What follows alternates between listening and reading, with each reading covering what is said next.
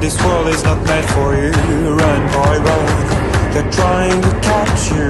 Run, boy, run. Running is a victory. Run, boy, run.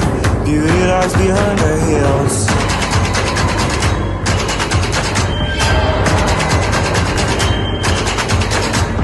Run, boy, run. The sun will be guiding you. Run, boy, run. They're trying to stop you. Run, boy, run. This race is a prophecy. Run, boy, run. Break out from society.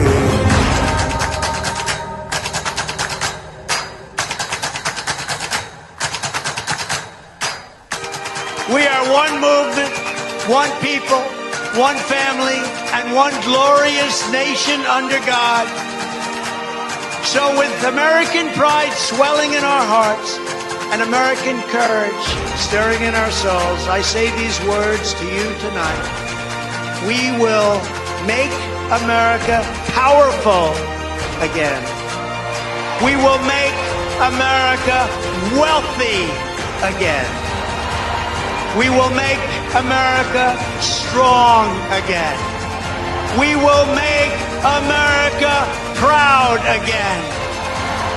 We will make America safe again. And we will make America great again.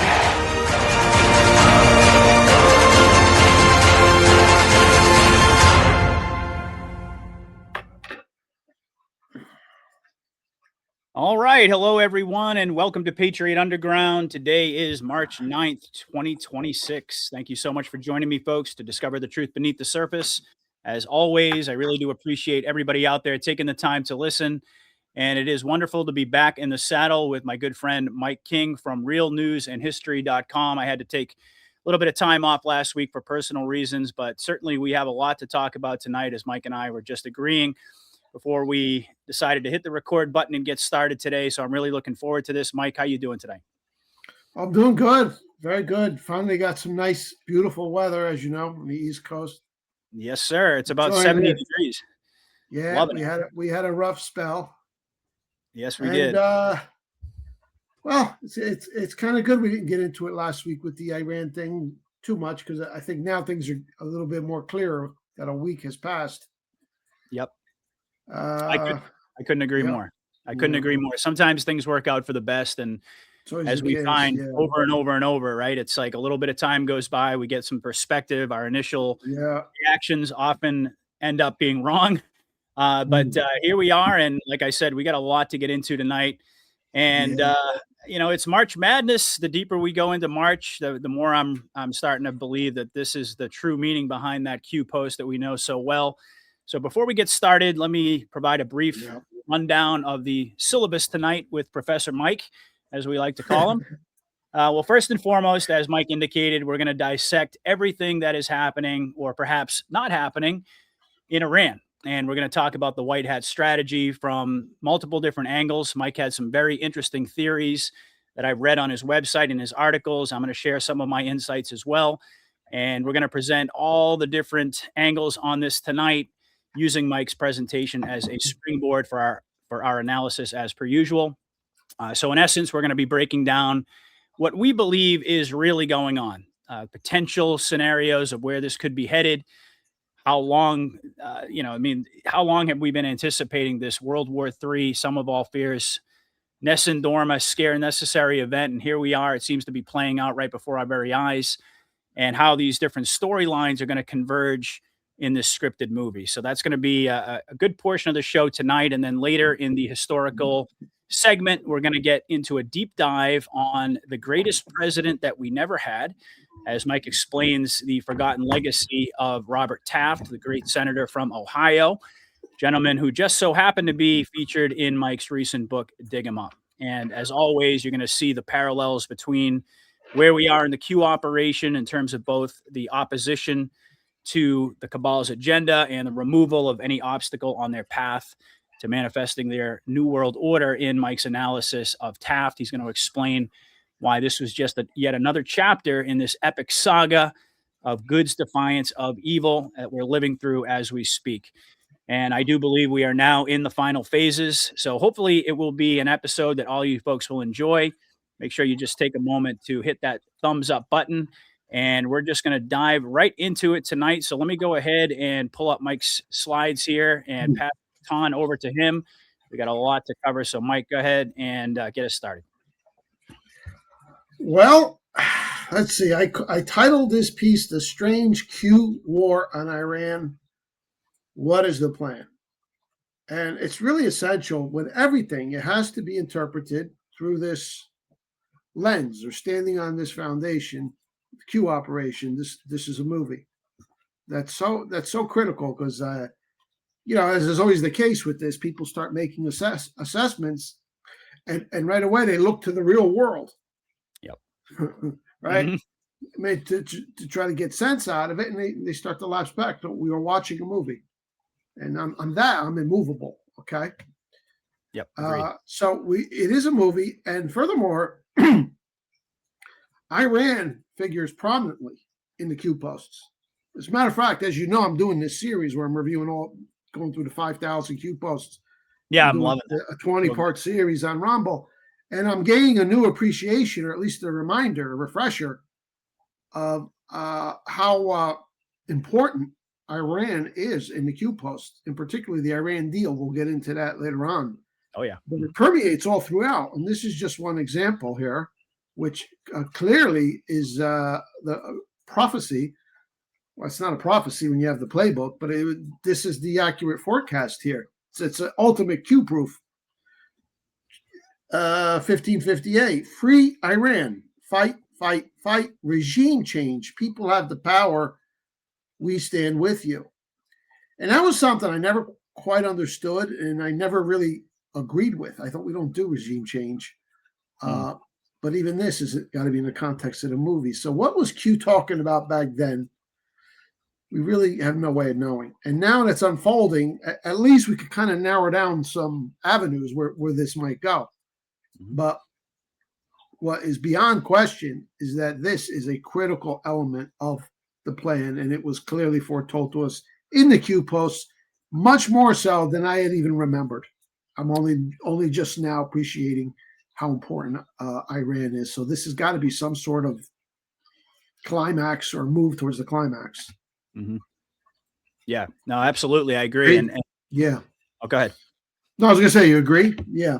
Oh, I absolutely agree. And you and we actually exchanged a couple of emails when this story first broke. And I saw some of the commentary that you were putting out, and I'm kind of scratching my head going, gee, I don't know. Is this all fake? Is it, I mean, I know it's part of the movie, but it's trying to sort of figure out where this fits into the plan. And I went back to the Q boards, and one of the things that that kind of struck me was, I mean, we've been talking so much about Epstein lately, and Iran is actually more prominent in the Q post than even Epstein, which was kind of a shocker to me. I didn't even realize that.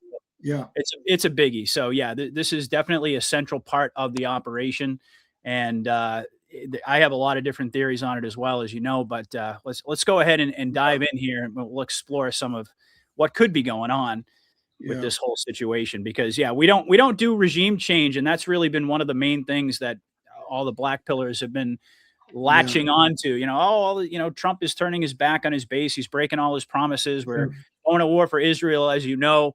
You know how that narrative is spun. But there's obviously a lot more beneath the surface, and thank goodness we have the foundation of the Q posts and knowing that we're watching a scripted movie, so that we can remain calm and steady throughout this process. Yeah. Oh yeah.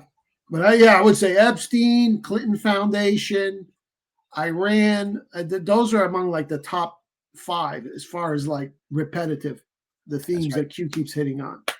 So this is really a big deal, obviously. Even though we kind of weren't expecting it. You know, it just kind of like went off the back burner. I was thinking we're just gonna, make peace with Iran and everything's cool. Same.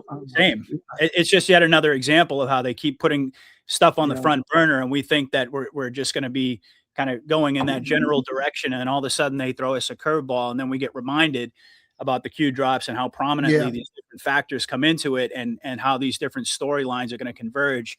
And I know you have some interesting theories about that and Epstein as well. So let's go ahead and continue. All right, and this is another good post that I think is a good time to review. Q post 749, February 2018. The deeper we go, the more unrealistic it all becomes. The end won't be for everyone. That choice to know will be yours. Well, clearly, what is he talking about? What's going to become more unrealistic? Well, the movie. And it really is. And I know a lot of Anons hesitate on this. I get a lot of pushback on it, but still, I can't deny what I'm seeing with my eyes. It's a similar situation now as it was with Gaza. And all the image, I'm collecting them. The images, the videos, the AI, the crisis actor. Why? I mean, certainly in this day and age of ubiquitous iPhone ownership, every man, woman, and child is a potential journalist that can go viral. That's right. Why they need to manufacture these images? And here's one. I made a post about it. The mom is crying, but the injured baby's bleeding out of his ass. It's just chilling. Ain't nothing wrong with him. And that's not the color of blood, by the way. When blood hits fabric, it turns dark, brownish. I know, right? That's just as fake. That kind of looks like AI. The fellow in the back is smiling. The other guy's got a T-shirt on in the middle of winter in Tehran. So many of these images, and then there's like actually an image today on the front page of New York Times. You could tell it's AI. AI has this darkish hue to it. But there's so many. It's just like Gaza. So what's going on here? Yep. And that's absolutely true. First of all, that guy there in the tank top looks like he was like photoshopped into the image. Doesn't even look like he belongs there. But I mean, that really is the best way to approach this, just with simple logic, like we've talked about with Gaza in the past. Like, if everybody has the ability to take footage of all this mass destruction and suffering and death that's going on, then why is it that as you're scrolling through X and you're looking at whether it be pictures or whether it be videos, and you just press the little Grok button and you ask Grok, is this real? Is this AI generated? And in my experience, since this started, I would have to say, even some of the footage coming out of mainstream, quote unquote, reputable sources is AI generated. So what is the reason for that? Why would they have to create false images? You could understand that maybe certain accounts would do it as clickbait, just to get people to pay attention to their posts and earn money from it. But when you see it happening on such a wide scale, it definitely should give you pause. That it should really be the opposite. It shouldn't be like 3 out of every 4 images you see is fake. It should be the reverse, if anything. So and it's stuff like AP and UPI and New York Times. So it's not just the clickbait. I mean, anybody can do AI today, but I'm talking about stuff that's appearing on mainstream media. Why? Also, to drive this point home, I sent you a couple brief video clips, and these are people on the ground. Andrew Tate in Dubai, which is said to have come under attack by Iran, and then there's an American tourist in Jerusalem. We might not have to play the whole clips, but at least just like the relevant points. All right, you want to pull up the tape? So this is on the ground testimony from people in so-called war zones. All right, let me pull those up, and we'll show them. Got to get through the ads here. Hold on just a moment. But yeah, I saw this one of Andrew Tate as well. I'll skip that, and okay, and the volume. Okay, pull that down and pull this one up. Okay. So we got the boy Andrew Tate, and you know, see when Andrew Tate talks, my people, he does talk half sense. And when I watched this video, in my head, I was like, you know what?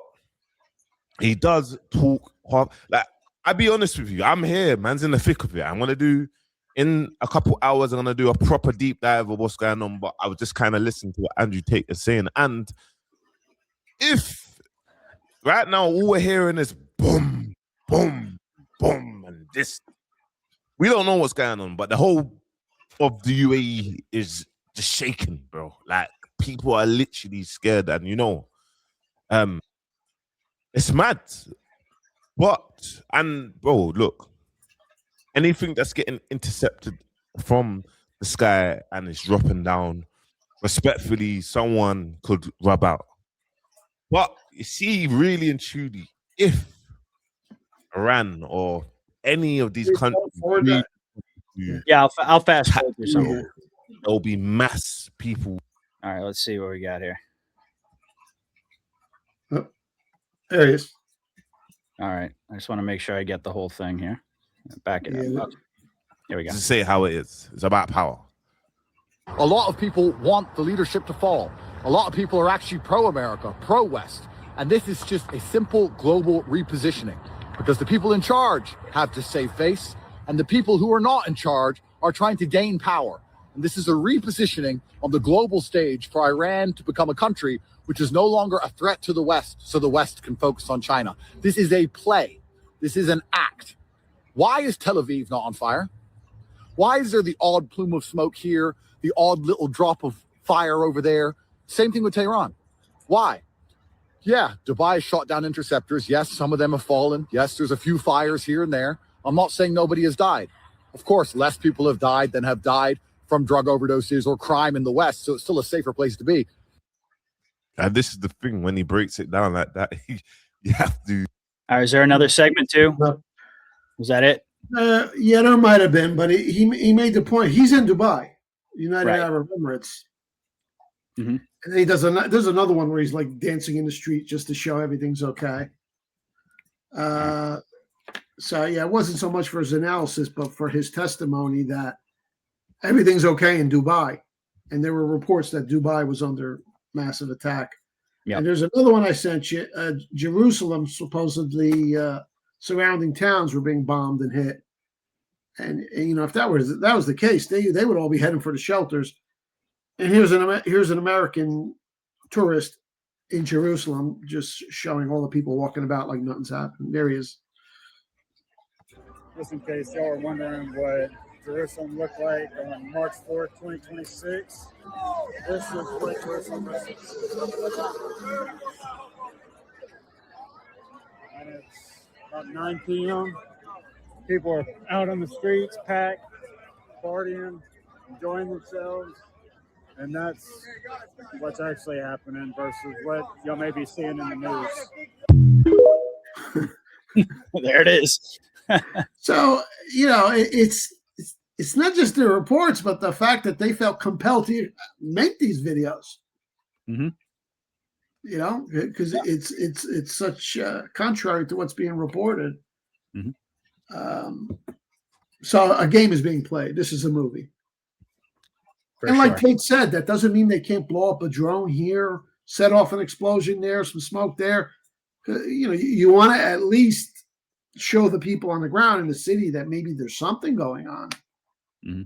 You know, but yeah, well, it's interesting because that's one of my big questions. And you recall, I sent you an email about it, and I said, you know, do you think it's all fake, or do you think that there's some actual kinetic stuff going on, like some deep state mop-up operations? Like you told us, the war is real, the news is fake. Yeah. So, you know, we're seeing all these anomalies, though, it leans us far more in the direction that we're watching a movie. Although I don't discount the possibility that there could be some operations that are ongoing. It's just that they're just like with every other scenario that we've tracked along the way, the white hats are in full control of the narrative.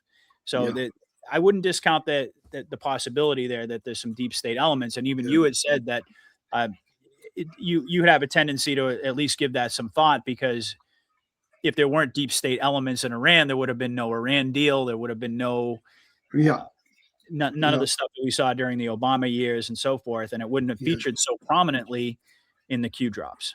So, yep, worth noting there. So, but very strange things going on. Very strange. Yes. As per you. Okay, I just want to kind of set the stage and frame the two hypotheses that I have as to where I think this is going. One is if this thing is long, protracted, or another one, it's short. But here's the foundation. Always back to first principles. Number one, we're watching a movie. With all things, we're watching a movie. So you have to interpret it that way.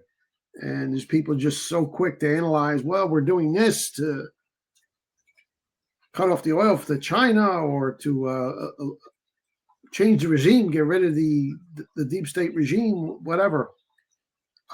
Speaking about it as if this is real. It's not real. And whatever is going to come out of this, you can be assured has already happened and been scripted and been approved by not only the United States, Russia, China, and even Iran.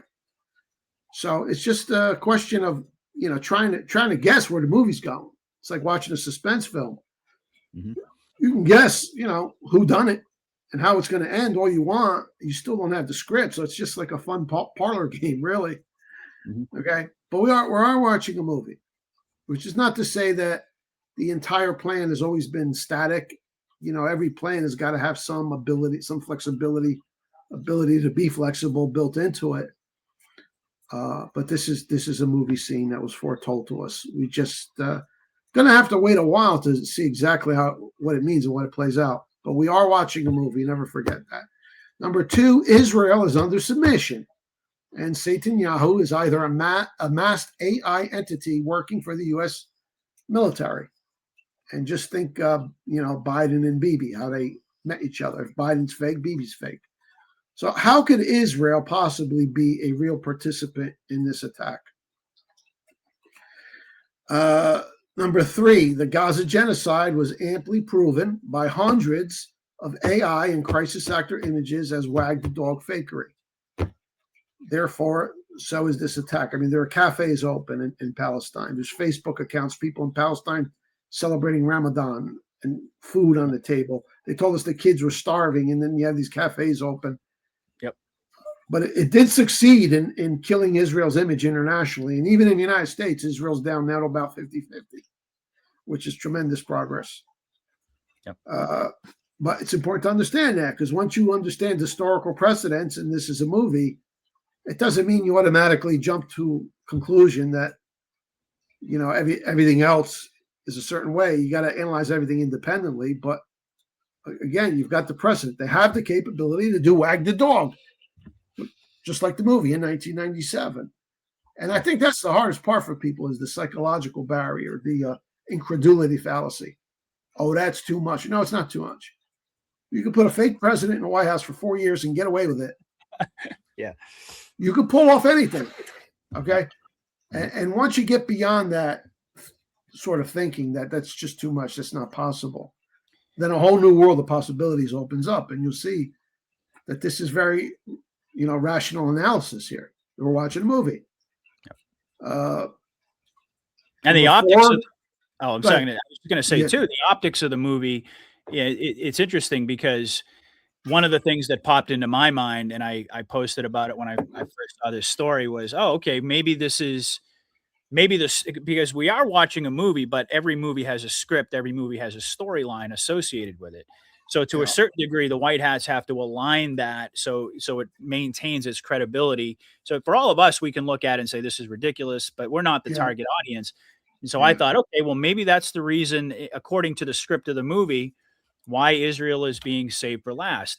Maybe that's the reason why they decided to script the whole capture of Maduro and taking all the oil from Venezuela prior to engaging with this element. And even more importantly, perhaps, the whole idea here is to, at the end of the day, to isolate Israel by removing the Iranian boogeymans, because for 47 years, basically, they've been pointing the finger at Iran and saying, you see, there's a constant threat to our survival with Hamas and with Hezbollah.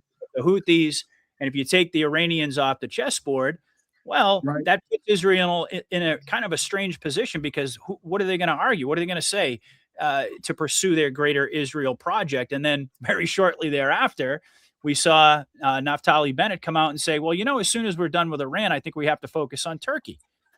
So it's like, you can, and I have some thoughts on that. I'll introduce a little bit later. That's kind of like that kind of like supports the second hypothesis I'm going to present tonight. Okay, great. So I've got two. So that could very well be one way or another too.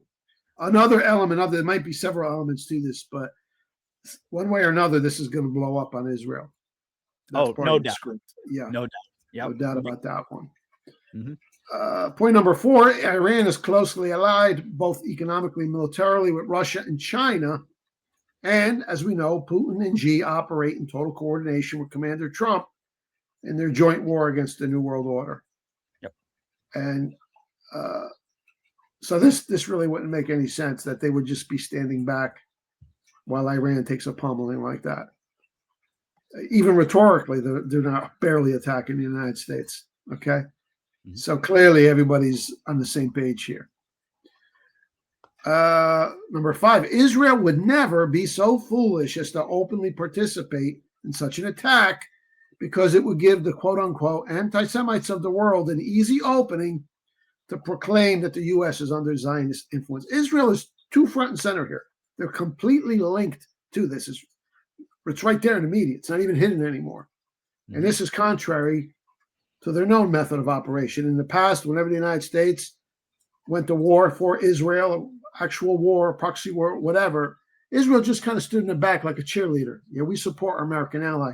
But they didn't actually participate precisely for this reason. Mm-hmm. Okay. And not only that, I'm sorry, but not only that, the narrative surrounding it is all about Israel. That's really what the whole debate is about, especially when with the so-called fissure in the MAGA movement. On the one side, you got the people like us who recognize that this is all part of the plan, and then you got people who, like you've said, have kind of like slipped back into neocon mode, just says it's okay. But then you got the other people saying, "Well, wait a second, we're doing everything on behalf of Israel." So I mean, they are front and center. So not only are they participating, but in the narrative space, just like with everything else that we've been talking about now, since you and I started working together, it always comes back somehow, some way. All roads lead to Israel. And in the past, that's never been it's never even been part of the conversation, much less the United States and Israel attacking side by side to make it so obvious. It just reminds me of what we always say: if it's over the top, it's an op. Yeah, exactly. I mean, they wouldn't be needed militarily. What do they bring to the table that we don't have? Nothing. So it makes no sense. And I recall going back to the first Gulf War, and all the media was praising Israel for their restraint. As if they're hands off. I mean, they're calling the shots, and they have the U.S. serve as the attack dog, and they stand in the background. But now, totally linked. And I sent you an image as well. It's an excerpt from a Times of Israel article. Yep, got it right here. Let me pull it up. And this stuff is totally unprecedented, and it could not happen unless this is part of the Q operation. So there it is, the Times of Israel. U.S. President Donald Trump told the Times of Israel on Sunday that a decision on when to end the war with Iran will be a mutual one that he will make together with Prime Minister Benjamin Netanyahu. This is in the Times of Israel, telling you that they're joined at the hip. Yep. Trump asserted in a brief telephone interview that if the Islamic Republic would have destroyed Israel if he and Netanyahu had not been around, Iran was going to destroy Israel and everything around it. We've worked together. We've destroyed a country that wanted to destroy Israel. Totally over the top. And you see this every day. U.S. and Israel and U.S. Okay. And did you see him in the Oval Office when he was asked about that? I can't remember the exact clip where it was, or I'd pull it up, but he said something along the line, or he was asked, a lot of people are saying that you're doing this on behalf of Israel, that Israel forced your hand. And he just kind of slyly said, well, maybe I forced their hand. Yeah. So he kind of gave us a little wink there, just to remind us that amidst all of this, this ridiculous chaos that's going on in the media, Patriots are in control. And of course, yesterday, yet again, the White House posted Patriots are in control. Yet another cue. Yeah, I saw that. That's pretty wild. Yeah. So, all right, let's get back into our slides here. Here we go. So, all right. So that was, did you go through all of those or? And then point number 5, Trump, the peacemaker, does not start wars and kill innocent people. You just don't. That's not what he's about. That's not what the operation is about. It's inconceivable. Okay. They blow up school with 65 girls in it. We don't have any footage of that. We just see some pink knapsacks strewn about. You know what I'm saying? Mm-hmm. So, and it's, it's a little disappointing to see so much of MAGA land, and even some Anons like believe this and cheer for it. Because if I thought any of this was real, I could no longer support Trump. I would say, okay, thanks, Trump. Thanks, Q, for all you've done. But I'm out. I don't kill kids. Okay. And yet we see so much. What happened to MAGA land? They were all like pro-Trump. Oh, he never got us into wars. 8 years. No more regime change. On a dime. Which just goes to show that, MAGA-tards are not that far removed from libtards. They just don't think critically. And it really makes you appreciate why, quote unquote, it had to be this way. You can't reason with people. Right. Yeah.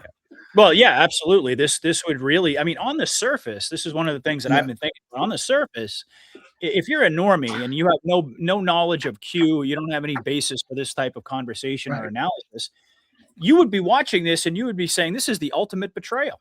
Yeah. And you see it all over social media. There's these old clips of Trump talking about wanting to get out of the Middle East. They want to stay there for thousands of years. We want to bring our troops home. We want to focus on America first. So on the surface, it's completely at odds with everything that he stands for.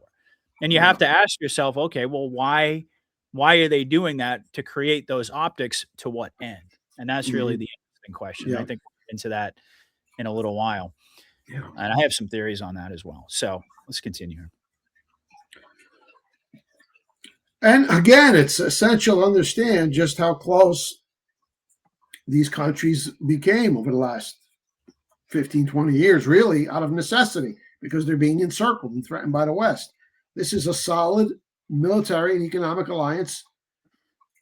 They conduct war games every year in the Gulf, China, Iran, and Russia. By the way, Iran is quite a powerful nation, 90 million people. If you look at the topography of Tehran, it's like a fortress. The perimeter is like all mountains, and in the interior is where the population is pretty much. Very advanced technology. They've gotten a lot of stuff from North Korea. They've also, over the years, they learned to be very independent, and they've cultivated their own missile technology. So, this is a type of country, if they wanted to give the United States a really nasty black eye in that region, they're quite capable of doing so. And they should have been able to just shut the Strait of Hormuz just like that. And they haven't, right? So this remains unchanged. China, Iran, Russia access. And now we're hearing this talk amongst the MAGA-tards that, China and Russia, they're scared of Trump. They're not going to do nothing. Okay. That's part of the movie, though, right? It's like you peace say. Through strength. Yeah. Yeah, it's like peace through strength. And you saw that how the Mockingbird media was repeating the what was it? Short-term pain for long-term gain. And there's like all these montages on Fox, on all the usual suspects just repeating that same line over and over. It's pattern recognition. Yeah. But that's the other clip that I actually sent you. But there is no Mockingbird media anymore. So what's up with that? That's the Q media mimicking the Mockingbird media, because that's the whole idea here, is to mimic what the deep state would have done. We see that time and time again. Boom. Okay. Trump's assassination. What are they doing? They're mimicking what the deep state was planning to do. So if you run that clip, But remember, this is Q. This is not the 4 a.m. talking points coming from the CIA anymore. That's over. So this is absolutely Q and Trump engineering this mantra we're about to hear. Yeah. All right. I thought this was great. This is hysterical. When I saw this today, I was like, okay. Yeah. This is a short-term disruption for the long-term gain. Short-term pain for the long-term gain. Short-term pain be for long-term gain. We're going to have some short-term pain with long-term gain. Short-term pay for a long-term gain. Some short-term pain, yes, but we've got some long-term gain. Short-term spike for a long-term gain. Some short-term pain for American consumers. We may have to deal with that in the short term. Short-term and temporary. Temporary short-term pain. It's going to suck in the short term. Some short-term pain. Short-term pain. We have to focus on the short-term. Short-term. Short-term. Short-term. Short-term and long-term. Short-term blip. Hopefully this is a short-term pain. Short-term is highly outweighed of the long-term benefits. Some short-term pain for the long-term gain. Short-term sacrifice for a long-term gain. This is a short-term disruption for the. I gotta love it. Oh, so they're mocking the old deep state with that. That's just pure, mockery, copying their game. And it is pattern recognition stuff. You've been hearing a lot of people say too that short-term pain for the long-term gain is like the new version of 2 weeks to flatten the curve. It's like what we were told about COVID. But I think that's really what it is. This is trying to get people to wake up. How effective it is on the normies, that's a separate question, but we can see it clear as day. I mean, it's just so obvious. And to your point too about Iran, this is, and they're talking about ground troops. They're talking about, well, we're not going to necessarily take the military draft off the table. I mean, they're really ratcheting this stuff up. Yeah. And Iran, to your point, it's like, I think it's like three times the size of Iraq. Much more difficult terrain. This would be if this was a real situation, this would be an absolute meat grinder. We would lose probably tens of thousands. Yeah, this is so over the top to even allow talk of a draft out there. How about unconditional surrender? That too, right? That doesn't happen. The only time in history any country surrenders unconditionally is if they're under genocidal extermination, like Germany or Japan. Or back in the old days, the Mongols. Okay. Yeah, the last time that happened was 1945 after we dropped a hydrogen bomb on them. Yeah. In Japan. I mean, that's literally what it would take to get an unconditional surrender, and you'd wipe out the entire civilian population. I mean, does anybody actually think that that Trump would even consider that? I mean, it's so over the top. That for all of us, for this audience, it really should be as clear as day that this is all fake. We're watching a movie here. Again, like I said, not to suggest there could be some real cleanup going on. We talked about that last time Iran came up in the conversation. You had even said that there's a possibility there that some kinetic elements are going on to take out the bad guys. So I don't discount that as a possibility, but this whole narrative that they're spinning for the public is totally. It's about the most wild and crazy thing that you've ever seen. You're looking at Trump basically advocating for taking actions that would undoubtedly lead to World War III and possibly a nuclear standoff. That's right. That's literally what we're talking about here. Yeah. And I'm with you. If I thought that this was real, I'd be running for the hills. So, okay. It's an entertaining script for sure. Oh yeah. The question is, where is it going? To what end? What motive? That's the key question there. Yep. And I just looking at this we have to stay within the boundaries of Q, whatever we speculate. That never deviates. And I've kind of narrowed this down to two hypotheses. Doesn't mean that there's not another third option out there, an X factor I haven't thought of, but the way I'm seeing this is it could go into a long, protracted, and very unpopular, quote unquote, war, or it could be wrapped up in a few weeks. I don't know. I don't have the script in hand. Well, I don't know if you know this, but Trump actually, this was right before we went on, but Trump came out and said that the war in Iran is pretty much over. He said something along those lines. See if I can pull up the direct quote here while we're talking, but So, I mean, but you never know. That could be That's part of right. the script. It could be him saying that, and then it just drags on and on. So we don't know what direction it's going to go. But yeah, he said, I think the Iran war is very complete, pretty much. That was his direct quote. Yeah. So anyway, good. Almost impossible to read, Mhm. Is it so, or is he setting himself up for failure, falling on his own? We don't know. But I think it's all going to be decided based on the duration of this. We'll have to revisit this week by week. But if this drags out, then this is my first hypothesis. Fake wag the door war in Iran. No one supports it, and it will be blamed on Israel. Maybe the movie calls for this to then be spun as Epstein-related blackmail. Trump falls on his sword for us. We'll have to see. So given the fact that Israel is front and center and totally attached to this thing, it's as if Trump has handcuffed himself to Netanyahu. So if Trump goes down, not only does Israel go down, but now you have an opening for asking why. How did Israel pull this off? Why did we get dragged into this disaster? And that can open up the door to Epstein. It's such a smooth transition. I hope it goes this way because it would absolutely work. Because what you have now is, you might have a breadth of opposition to Israel, but you don't really have passionate depth. You need both. And if gas prices go through the roof and this war just drags on and it starts to look like a World War III scenario, people are only motivated by fear and common interest. So you really would have to shake them up and have what's going to be like another Vietnam War. So if this goes long and protracted, then I believe that's where this is headed. Yeah. Well, we'll see. Yeah. I don't know.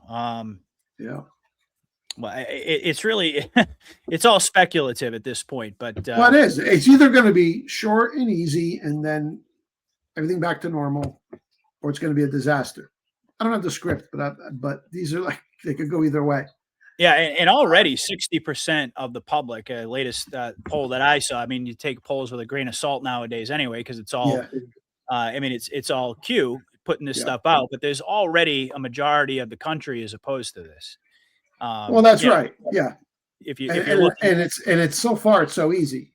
So you imagine where that would go if gas went to $4 and gas went to $5, and then the proverbial flag draped coffins come up, that kind of stuff. Yep. It would be a total disaster for Trump politically, and then now everybody blames Israel. And I think that's part of the reason that they're floating the draft idea out there as well. Because boy, oh boy, you start talking about instituting a draft, and the popularity of that war is going to go through the toilet really fast. And I reminded everyone, by the way, it wasn't too long ago that RFK Jr. came out and said, 77% of people from the ages of 17 to 24 wouldn't even qualify for military service because they're because of obesity or mental health conditions or just you name it. But three out of four, and he was saying at the time that's a national security issue. So I think there's probably maybe a tie in there as well. But that's undoubtedly to shake people up, to rattle people's cage when you start talking. I don't know why they would script that question. I mean, Maria Bartiromo, clearly part of the operation, she asked that question. I mean, to even put that out there. But see, we want full disclosure. We've talked about this many times. We want it all. We want Epstein connected to Israel and 9/11, JFK, the Satan, everything. That's what we're hoping for, that they're not going to spare the sensibilities of normies and give us only limited stuff, right? But to do that, if you think about it logically, there has to be a crisis. Because it doesn't matter where the people are in polling-wise, because that's only a measure of the breadth of an opinion. You got to get the depth, the passion. You got to get people really scared. Scary event necessary. Sum of all fears. This would fit if we're heading towards a scripted World War III. So I hope it goes this way. I think it would be really effective. So all I'm saying is that the pieces fit and that this would be something that could easily be done if that's what's in the cards, written in the stars, Yeah. And it wouldn't even necessarily, I mean, that type of scenario, they could script something like that to escalate it super fast. All they would have to do is have a couple of events that all of a sudden they would ratchet up the tension, and not to mention the fact they're also talking about Cuba right alongside of this thing. Yeah. And so it kind of makes me think Cuban Missile Crisis 2.0, some sort of a scenario that draws Russia and China into the war, and then some sort of a nuclear. I mean, you're right. It could be long and protracted, but it could also that they could script it as quickly as they wanted to. Really, I mean, they could escalate this thing over a matter of a week. We could go from where we're at right now to a nuclear standoff. At that point. That's right. If there's a certain event. Yep. They know we're taking a stab at it, but this would just be so perfect in terms of its efficacy. I mean, it would work so well, and it would check all the boxes. We'll have to see. Yeah, I'm with you. Yeah. Next one, or do you want to? Yeah, next one. Next one. Okay, second here. All right. The anti-Israel sentiment is vast, particularly internationally, but it is not complete, nor is it deep. Now, here's a Gallup poll from February 7th. And again, why is Gallup even running such a poll? This would not happen in the old world that we knew about. They wouldn't dare. Even if they did get this results, they wouldn't publish them. There's the results. Israel no longer ahead in Americans' Middle East sympathies. And it shows for the first time ever that the cause of the Palestinians now has edged out that of Israel. That's an enormous achievement. That is historic. That is epic. Nonetheless, that doesn't really measure like the depth, the passion behind it. You know what I'm saying? But it's a good start. So if this war goes really bad and it gets cooking and it looks like a World War III situation, now you'll not only have a large number of people fed up with Israel, but just because it's an opinion they hold, they'll be really pissed off. And now you could do stuff. Yep. Again, if this drags out and scary stuff happens. So it's just a matter of time. And you're right. In the old world that we knew, the cabal-controlled media would never even run a poll like this. Yeah. Publish it and put it out there for everybody to see. That just simply would not happen. Yeah. But you're right. It does. It takes some time to get stuff going. It's just like with Epstein. Now all of a sudden we're seeing these, what I believe are actually real organic protests that are springing up in LA and in New York. These people are taking to the streets about the children. And that's a great case study there. If you look at the difference between that and these other supposedly organic uprisings and protests where they have all these professionally made signs and all these people out there and these paid protesters, etc. This is like actually organic. It's really starting to take root amongst the people. And the same thing I believe will ultimately happen with this war. Probably it won't take nearly as long as it did with Epstein. Yeah. That's my guess anyway. But yeah. Yeah. Well, you start talking about drafts and ground wars. Yeah. That's I mean, it's and notice how the mama's up. Yeah. Exactly. And notice how nobody's protesting us going the 17 country alliance that's targeting the cartels. Like nobody's against them using the military to go after the cartels to prevent drugs from coming into the country. Yeah. And there really wasn't all that much opposition even to the whole Maduro situation. But this is very different. Why? Well, because it's another Middle Eastern war. And now the main narrative is once again, it's all because of Israel, because Trump is Bibi's puppet. That's what they're putting out there. And that's exactly what they want. I truly believe that. Oh, absolutely. Yeah. Yeah. That question was scripted when they asked Trump, is Israel doing, all the questions are scripted. All those journalists are part of the Q team. Yep. Tucker Carlson, Megyn Kelly. I mean, all of them just go all in with this stuff. And it's really working. It's amazing. Yeah. It's galvanizing the public. Yeah. It's like I've said before, on the surface, it looks like division, but in reality, it's actually what they're really doing is they're generating a consensus. And even the people who say, I support the president now. Yeah. Because it's easy, they think it's going to be another cakewalk or something like that. If they drag this out, you'll watch how quickly even that collapses. So the war is already not popular. CNN poll. 50. And again, this is QAnon. So why are they putting this out?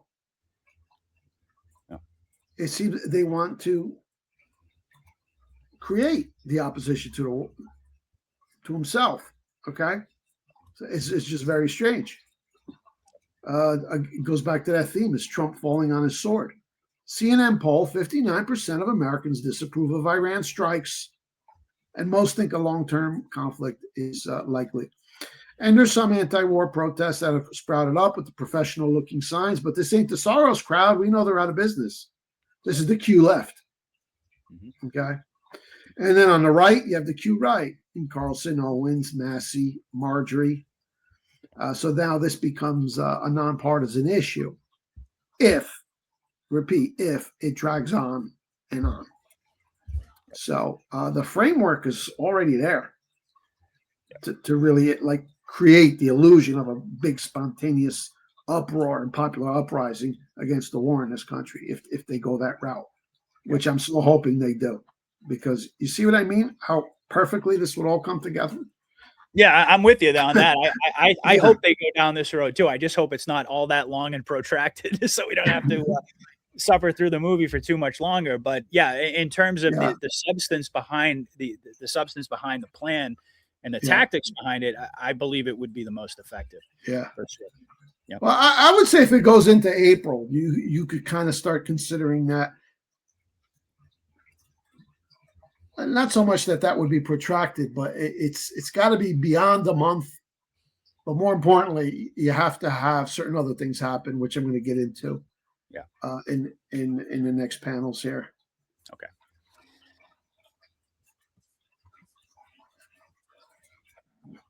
And here again, just to review this point here, Israel's link is front and center, universally known and understood.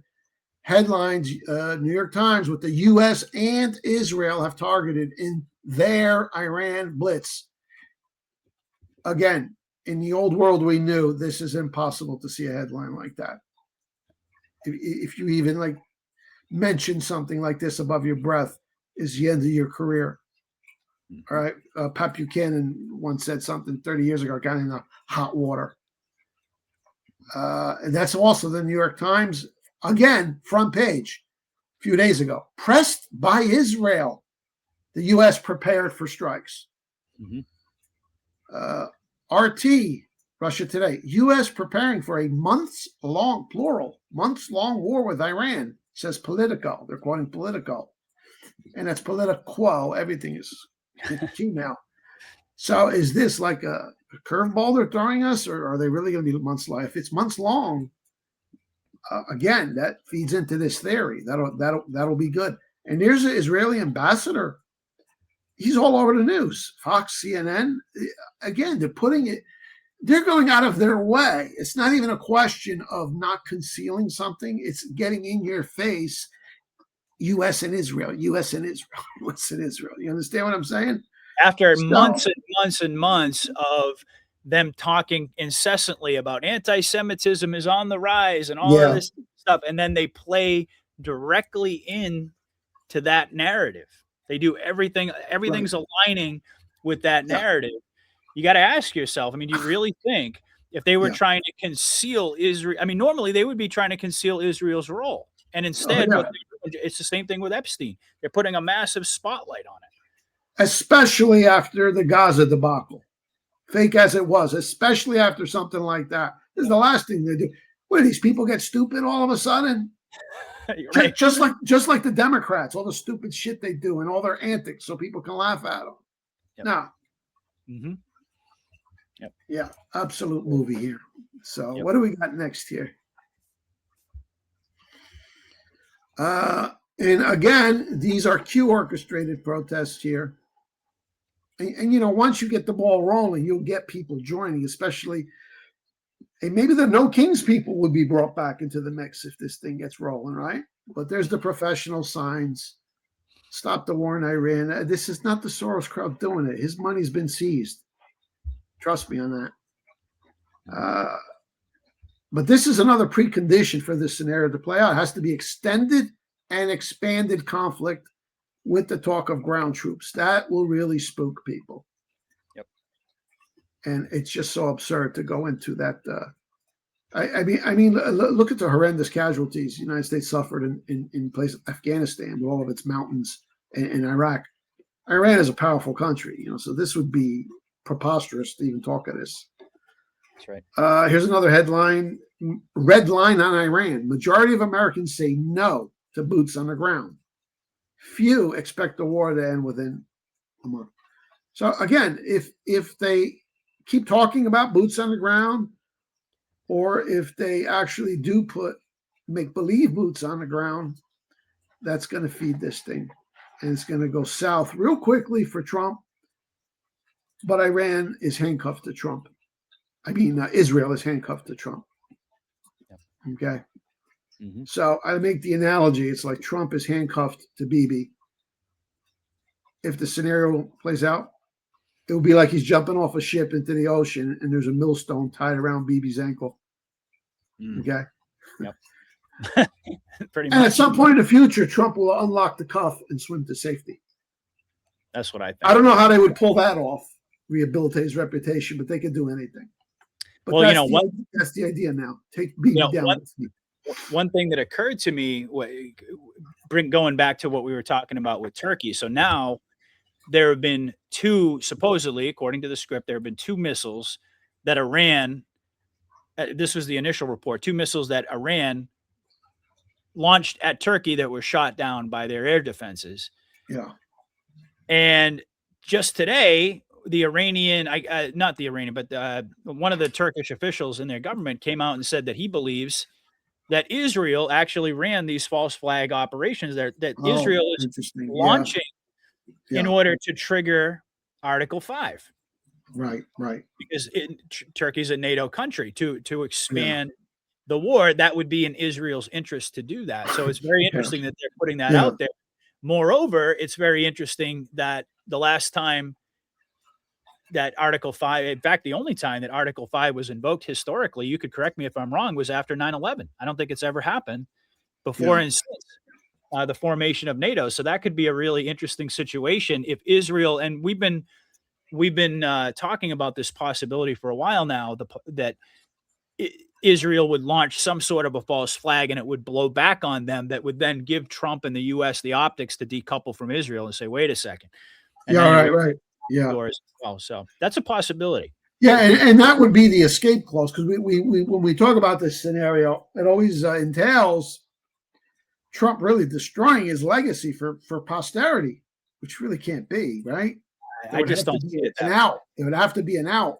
And something like that would be, hey, they did a false flag on me. I was misled. You know what I'm saying? That can be fixed later. Yep. Well, the Q Post said that, even what was it? Slings and arrows. I'll gladly take all these slings and arrows for you, but even that can be undone. Yeah. I don't see any scenario. I mean, possibly in the short term, Trump could fall on his sword, but not in the end game. Why would Trump go through all of this stuff? If he's really a good guy, to go down historically as the villain, that wouldn't make any sense at all, unless he was actually compromised from the beginning and was chosen by the military to run this, campaign. But I don't see any possibility that could happen. So I don't really think that if he falls on his sword, it's going to be a short-term thing. There'll be a way out. I think it's already happening. I mean, he's kind of falling. Yeah. Not in the end, though. At the end, I mean, Trump is going to be celebrated as the hero that he is. There's no way. That's I mean, there's a number of ways you could spin him out of that. Mm-hmm. Next one. Yeah. So what do we got next here? There we go. We talked about Trump's demands of unconditional surrender. They are absolutely absurd. And there it is. New York Times. Trump demands unconditional surrender by Iran, shifting U.S. objectives again. So, again, what more evidence does one need that this is just a show and a movie, and that the Iranians are also playing their role in this play-acted drama? Mm-hmm. I don't believe that they killed the Ayatollah. Why would you kill an 86-year-old man who's already in declining health when his son just takes over anyway? Yeah. And he's just a spiritual leader. The day-to-day political stuff is done by a president, and they have a Congress. And we're going to get into that in the second scenario, which could come into play. So next panel, I think I talk about Russia and China. And this is key. Because this would represent the sum of all fears, the precipice of World War III. What's going on? How did we get here? How did we let Israel do this? This would be huge if it goes that way. And as of now, they're only supporting Iran in terms of rhetoric. That's it. There's some talk that Russia is going to help with defense systems, things like that. Targeting and stuff. Yeah, Russia and China arming Iran for the showdown. Russia is aiding Iran's war effort by providing intel on U.S. So this is a key ingredient that you got to look for. Well, let's wrap it all up. You need this thing has to be dragged out. You have to have talk of a ground war, and then you have Russia and China start battling their sabers. Now you've got people's attention. Now you can really get them angry and incited against Israel, and most important, asking questions, why? So these are the indicators. I'm not saying this is going to happen. I'm saying all of this fits into the boundaries of Qism, as does my second hypothesis. Well, before we move on to that real quick, one of the things that occurred to me is yesterday or over the weekend, you saw that supposedly the massive strikes on the refineries, and it was like these apocalyptic fire clouds and everything else. And then today it came out that the U.S. was really upset with Israel for targeting their oil infrastructure. Even Lindsey Graham, of all people, came out and said, hey, you got to be really careful where you're targeting. So there's already this sort of like this foreshadowing of this, this rift between the U.S. and Israel over how they target. And I wonder, because we are watching a movie, because Netanyahu said that the day of reckoning is coming. You're going to have to make a decision. He said something along those lines. I wonder, and this would be crazy, be over the top, but I'm curious to hear your thoughts, if we might see some sort of a tactical nuke or something like that being deployed by Israel against Iran, because that could be a huge, that obviously would trigger Russia and China and North Korea, and the entire world at that point. The minute somebody uses a nuclear weapon or the optics of using a nuke, do you think that there's a possibility they could go? Well, if the objective is to unleash the storm finally and get full disclosure, you would need something maximum drama like that. That's a possibility. Another one would be a false flag attack against the United States or a NATO country. They're also talking about backfires and gets linked to Israel. So there's a number of ways you could do it.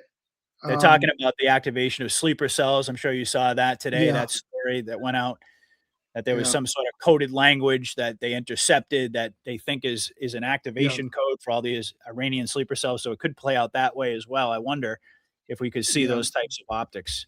That'd be pretty crazy. I don't know. But hey, this. But you see now, it would make sense to sell that. Oh, look, Israel did it because they didn't want to end the war. You see?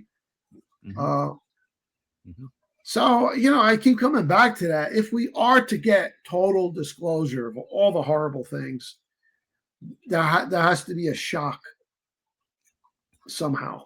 Okay. And this would be perfect. That sure would be a shock. Right now they're riling people up with talk about the draft, but I can only imagine. Can you imagine if all of a sudden you're flipping through your phone, you get the news that tactical nuke went off in Iran? Holy crap! That's Israel went rogue. Yeah. You never know. Just throwing out possibilities here, folks. We don't have the script, obviously. It's variations of this general hypothesis, Yeah, right. Exactly. So, I think I got one more. One more thing needs to happen here. Now, you really want to fire people up, take their money, because this is something tangible. So far here in Jersey, we're up about 40 cents. It's nowhere near enough to really incite anger, but I would say once you crack $4, you start heading towards $5. It starts to last for a while.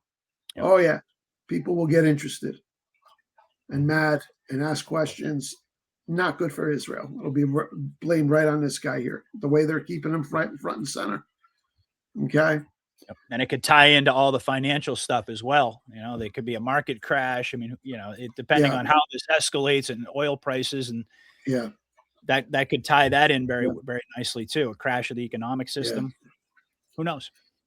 So that's how I mean. You see how easy it would be to make these like moves and then bring about the big crisis event. It's just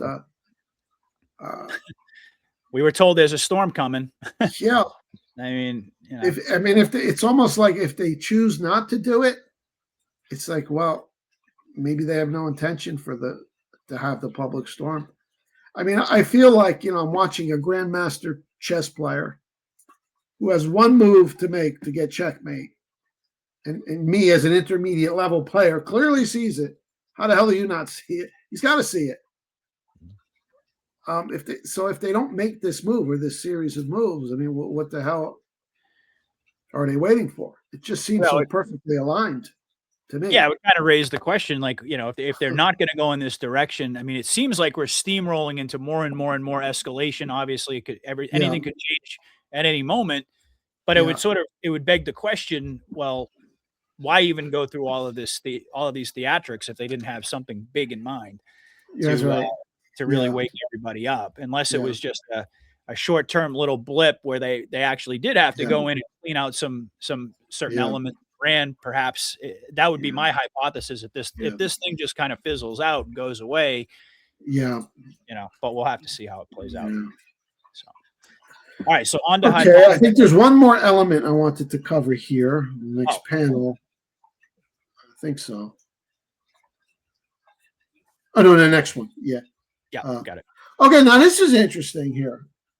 Now the Iranians, who are part of the game, the circus, the movie, they keep talking about Epstein. They're linking Epstein to this. Here's a headline from Al Jazeera: "The fate of Iran will be determined solely by the Iranian nation, not by Epstein's gang." I think they're quoting their president, say Iranian president. Our Iranian parliament speaker responds to Trump: "Our fate will not be determined by Epstein's gang." Here's an article, French newspaper. Operation Epstein distraction. Sexual assault allegations emerge against Trump. So this is happening concurrently with all this other stuff we're talking about. It's kind of got on the back burner, but it hasn't disappeared. But you kind of hearing this early drumbeat of, does Israel have something on Trump related to like Epstein? Mm-hmm. And the only way this will intensify to the level that we need it to is if this thing drags out and it gets ugly. Mm-hmm. Okay. So wouldn't that be interesting if they frame this as Trump wants to make Epstein files go away? Well, then that raises that all important question of the off ramp. You know, it's like how does Trump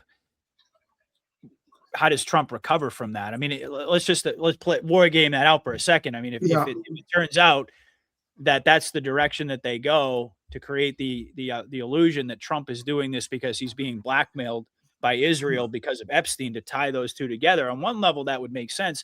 But on another level, you have to ask yourself, I mean, how would Trump ever recover from that? What would be the off-ramp?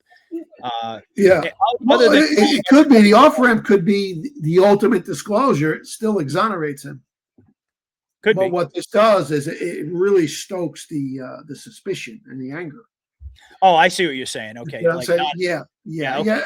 They're not. He's obviously not going to be framed for raping a girl, right? But he will allow this rhetoric to continue, perhaps, because and this has all got to work together. This has got to work together with a war that's going horrible and south, and people are scared, in conjunction with this kind of chatter, and this could be the opportunity to blow the files right open. Mm. And then lo and behold, Trump is still exonerated. Yeah. I guess they could movie their way out of that one, but it's just like the deeper we get into this, the worse the optics look for Trump. The more I question that, and I think to myself, man, I don't know how they dig themselves out of this hole without revealing to the public to some extent that they've been watching a movie. I still wonder about that. If at the end of the day, if there's going to be some sort of revelations along those lines, like we were pulling your strings. But I see. I get where you're going with that. Yeah, you could just kind of let that narrative simmer, and then there'd be the boomerang where he's not actually implicated at all. But it seems like at this point, enough information has come out about Epstein that's already exonerated Trump. Like it's kind of been a nothing burger as far as he's concerned. So who knows? But we'll see. Yeah. All right. Next one. All right. What's next here? Okay.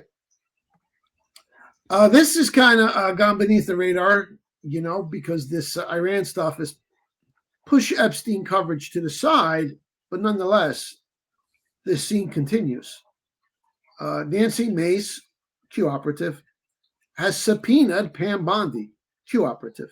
Nancy Mace is upset because Bondi's not being transparent.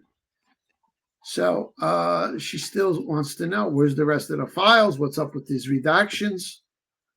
So this is still ongoing as the war is ongoing. So that's interesting. Yep. The New York Times. Didn't they find some storage locker with 40,000 or something like that? So there's more to come on Epstein for sure. Yeah. Now there's a lot more to come.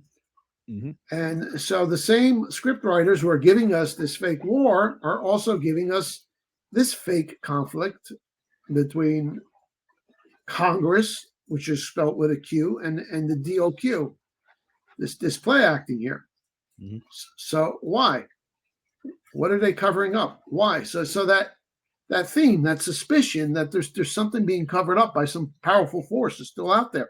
Now, this is front page of the Q York Times last week. Look at this headline. Epstein records omit the full claim against Trump. FBI's memos are missing. Unverified accusation by a woman who was a minor in the 1980s. So Trump, talk about falling on your sword or pretending to. Trump is allowing this. He's not going to allow himself. I mean, this is Q operation. Q York Times put on the front page. You have to understand it's part of Q operation. So Trump is allowing this to proliferate. These nasty whispers of slander, horrible. Look what he's doing for us. In the end, he'll be exonerated, but nonetheless, you have a story like this, okay, proceeding at the same time as the war in Iran. So it goes back. Is this somehow going to be linked to Epstein blackmail?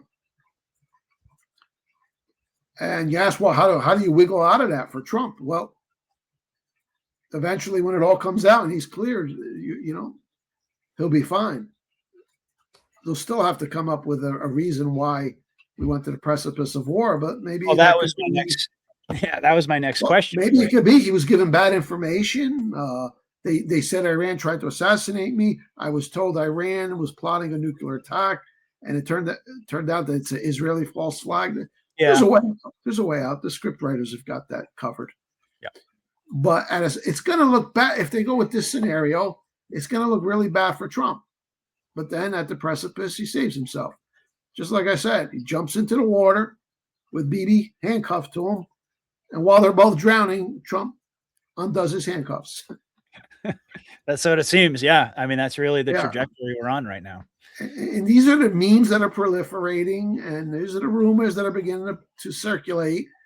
And what's really needed to jumpstart this would be all of these other scenarios. A long war that pisses people off with the gas prices and with the ground troop scare, the Russia-China scare. Yep. So there's Bibi holding the Epstein files. We know Bibi's not around anymore. He's dead.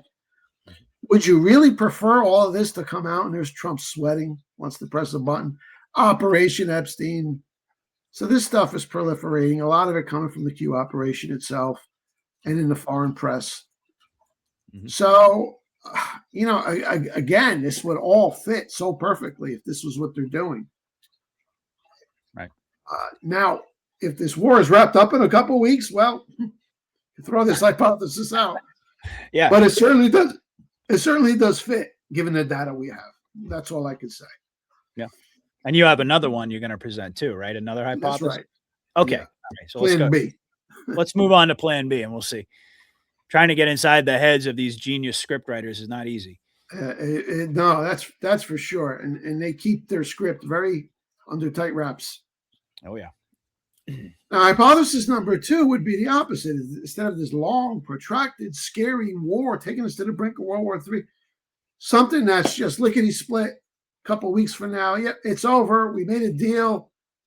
We got new people in power, and they want to be friends, and this and that, and everything's wonderful. That could still bring a lot of excitement, though, because going back to this, what you mentioned earlier, what if Bibi decides to keep the war going after Trump has declared it's over? What if Bibi does a false flag? Yeah. We've seen no indications in this movie that Israel is seeking peace. Like I said, Naftali Bennett's already coming out and he's saying, oh, well, once we're done with Iran, it's going to be Turkey, and then there's going to be someone else. I mean, they're going for the Greater Israel Project. Does anybody really think it's a mistake that Tucker Carlson asked Mike Huckabee about Israel, and he came out and basically said, oh, it'd be fine if they just took the entire Middle East. He basically just let the cat out of the bag as far as the Greater Israel Project. So, even if it gets wrapped up relatively quickly, I think that could pacify, and you might even say for a lot of the normies out there, it could kind of lull them back to sleep. Like, oh, the war is over now. We don't have to pay attention anymore, which is probably that's why I'm with you. I like scenario number 1 because it's going to really continue to ratchet up the tension and get more eyeballs on. But this could be effective too. I mean, if at the end of the day, the objective is to expose Israel first and foremost, this certainly lend itself well to that. Yeah. So, and it could either go with, the war is over and then Israel just goes all out and attacks and everybody sees they're the problem, or the fake false flag, which would also be explosive. So, so that's it. There's also something else I wanted to mention, which I think is a very key element that one way or another has got to come out of this. Okay, go to the next slide here. Yes, sir. Okay, and as I said earlier, it's only in the process of doing this review that I've come to be reminded of and fully appreciate just how important Iran is to this movie. A Q search yields 94 results for the term Iran, 18 results for Iran deal. Iran deal was very, very bad. It really has explosive implications. And there's a reason why Trump was so obsessed with pulling out of it. And I'm just going to go over a few posts quickly. 199, Q199, who was supposed to win the election of 2016? Why was the Iran deal kept from Congress and placed at the highest level of classification? I did not know this, even though I'd read all the old Q posts. You miss stuff, you forget it. Yeah. Highest level of classification, meaning that a United States senator could not review the deal, but foreign powers could. How much money was hand-delivered by planes? I looked that up. 1.7 billion. Of course. This is before there was such a thing as Q, which leads me to wonder now, maybe this was a sting operation and Iran was in on it to help coordinate and set up the sting. 1.7 billion. Why in cash? Where did the planes actually land? What was the cover? So there's pallets full of cash flown to Iran. And that's even in the mainstream news media, appearing as far back as 2016. Right. I mean, are they going to take a forklift and bring it to an Iranian bank that holds government deposits, have the teller count the cash out? What's up with that? That's crooked as hell. So whose palms got greased with this cash money, and how many people? So this is like the mother of all kickback money laundering schemes here. And we never got an answer on that. Q Post 1454, leaders of the EU only care about protecting the flow of money, not the safety and security of their people. The Iran deal was orchestrated for the sole purpose of lifting sanctions to allow access of foreign business for individuals and company-wide enrichment. Scam, all caps, caps or Qs, triple exclamation point. Nothing to do with nukes. That was the cover. Hussein, pallets of cash. Hussein is Obama. Hussein, secret authorization to convert USD. So the way it was sold to the public, this Iran deal, is we're going to give Iran's money. In return, they're not going to ever develop nukes, and it'll be peace in the Middle East. Nah, this was a huge money. Right? Yeah. There was nothing to do with it. And who are the big proponents of it? Kerry, Obama, Hillary, Merkel, people in Europe. That's who got the money. And that's why Trump was so obsessed with killing this Iran deal day one. Yep. And he had a phony pretext of his own that he had to use for optics, which was, well, Iran is destabilizing the region. They're a threat to Israel, whatever. Okay. But no, it was a colossal scam, which has the potential to take down a lot of big names, including the Federal Reserve, because these are Federal Reserve notes. Yep. Okay, so the Fed's printing money, and the physical paper cash is put on pallets and flown to Iran. It's insane. QPOS 1345. It was about opening a new untapped market. It was about securing a black site. Isn't that interesting? So is that part of the deal? Well, you gotta let our deep state CIA set up a black site to do what? Well, the exchange U1. Q links it to uranium one. I forgot about all this stuff. Yep. Is that part of your sum of all fears scenario? I've been saying that for a while. It could be. I mean, it certainly gets mentioned quite a bit, and it also plays into my hypothesis about, again, that there could be some real kinetic cleanup going on because of they could be blowing shit up related to the blacks. Yeah. And they're right. not hitting Tehran, they're not hitting residential neighborhoods, but they're not, and they're not hitting. They're hitting oil refineries. They might just hit a little bit to create some black smoke. Right. But they might have blown the shit out of this thing. That's right. Okay. Mm-hmm. Risk the welfare of the world? Why? Money organized, planned by BCHRC. Who would BC be? Bill Clinton? Oh, yeah. Okay. NHRC. Okay. Bill Clinton. Hillary Clinton. Well, I don't know if Bill would have been really instrumental in that. I'm not sure, but he's involved with the Clinton Foundation, so they had their hands in this too. Yeah. So define bribe, define kickback. Why are people panicking about the Iran deal pullout? All caps, they never thought she'd lose. Truth coming. So it was such a criminal activity going on. Mm-hmm. Maybe a sting. Maybe Iran helped with the sting. The good elements in Iran help with the sting. But it's enormous, and they figure, well, she's not going to lose, but she did lose. Mm-hmm. And 1256, what is at risk? $250 billion for 2 years. That's a lot of money. Who's getting all that money? A lot of people. Probably corrupt elements within the Iranian parliament. Yep. Merkel, Macron, Obama, everybody. That's plenty of money to go around for a lot of people. What the taxpayers don't know? Why aren't North Korea developments receiving worldwide praise? We endure. And then QPOS 1255. And there's a lot more in this subject, by the way. I just kind of took some of the better ones.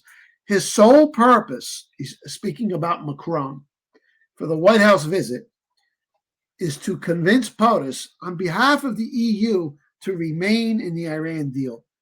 These people are all terrified. Mm-hmm. And, Executive Order 13818 covers what? Extreme corruption, in addition to the child trafficking, human rights abuse. And it's international. It defines extreme corruption as an international threat. The United States, Macron, deeply involved in this, and all these EU clowns. Yep. They all probably got a bag of 50 million or something. And there's a lot of money to go around, 1.7 million, right? These sanctimonious phonies posturing, oh, please don't pull out the Iran deal. This destabilizes the region. If you pull out, they're going to build nukes. We did such wonderful work. No, all kickbacks. Dirty sons of bitches. Macron and Merkel, Kerry, Obama. Yep. I bet McCain got a piece of that action, as well as people within Iran itself. So, if we have this short, quick war and we get quote unquote good people in there, they could be the ones to expose this. Yep. What we found. And there's actually an old article going back to the Q days. Q actually linked to it about people in Iran talking or willing to talk about what really went down in the Iran deal. Yep. So this would be a very big deal. I mean, it might not get us to what we want, but it'll still be enormous on its own. But it still doesn't close the door to doing other stuff to Israel. Right. I'm talking about this short war hypothesis. Right. But man, you read those Q posts, it's clear that it is a top priority. Yep. The exposure of this Iran deal. And that was the reason why when I first saw this, my gut just told me that there's got to be something kinetic going on. I mean, Q, like you said, mentions 94 times Iran in the post versus I think Epstein is mentioned like 60 something times.